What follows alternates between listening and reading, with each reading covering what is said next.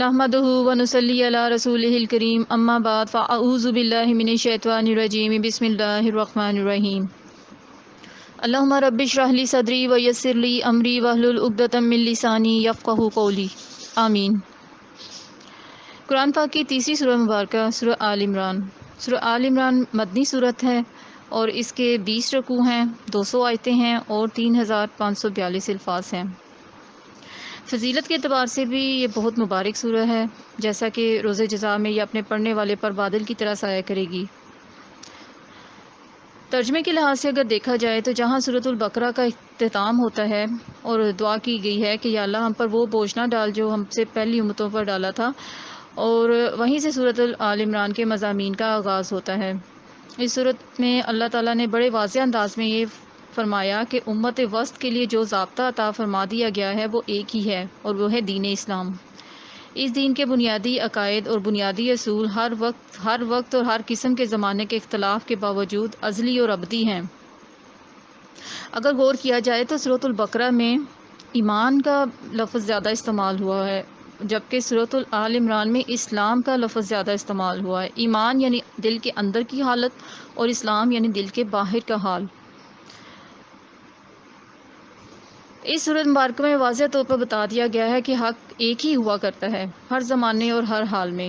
اسلام کے نام سے بدکنے والے اہل کتاب کو صاف صاف بتا دیا گیا کہ جن انبیاء کرام کے نام پر تم اپنے الگ الگ مذہبوں کی بنیادیں استوار کر رہے ہو، ان سب کا دین تو اسلام ہی تھا۔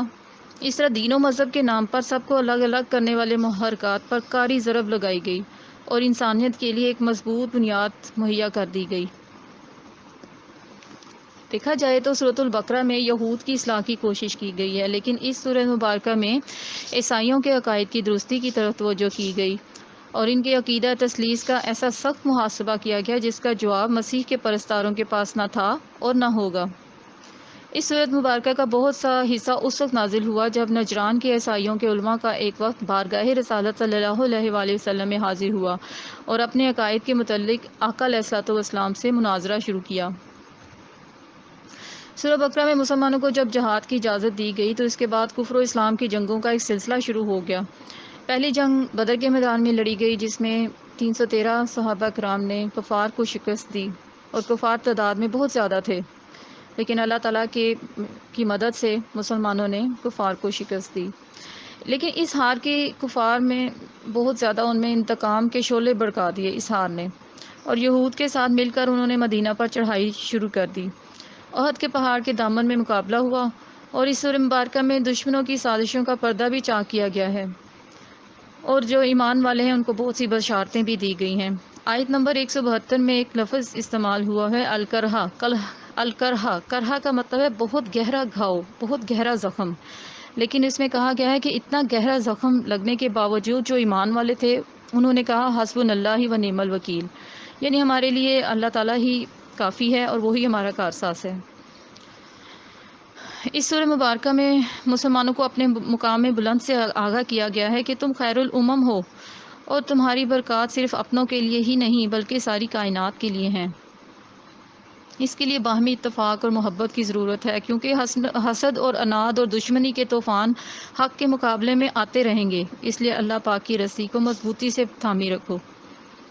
اس سورہ مبارکہ کو پڑھنے سے ہمیں بہت فخر محسوس ہوتا ہے کہ ہم مسلمان ہیں۔ آیات 190 سے 195 بہت مبارک آیات ہیں جن میں فرمایا گیا ہے کہ جو عقل مند ہیں وہ ہر وقت اٹھتے بیٹھتے کھڑے پہلوؤں پر لیٹے کائنات پر غور کرتے رہتے ہیں، اور ان کا دل پکار اٹھتا ہے کہ اے مالک، آپ نے یہ دنیا بیکار نہیں پیدا کی۔ سورۃ البقرہ کی طرح یہاں بھی آخر میں دعا کی گئی ہے کہ اے اللہ پاک ہمارے گناہ بخش دے اور نیک لوگوں کے ساتھ ہمارا خاتمہ فرمانا، آمین۔ اور اللہ پاک نے بشارت بھی دے دی کہ اللہ پاک کسی کا چھوٹا سا نیک عمل بھی ضائع نہیں فرماتا۔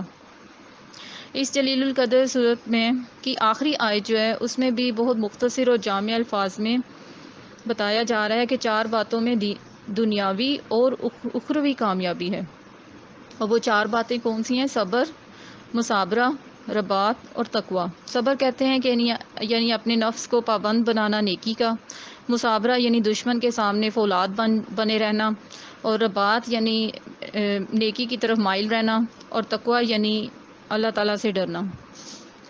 تو اللہ تعالیٰ سے دعا ہے کہ اللہ تعالیٰ ہم سب کو اس سورۃ مبارکہ کو پڑھنے کی توفیق عطا فرمائے اور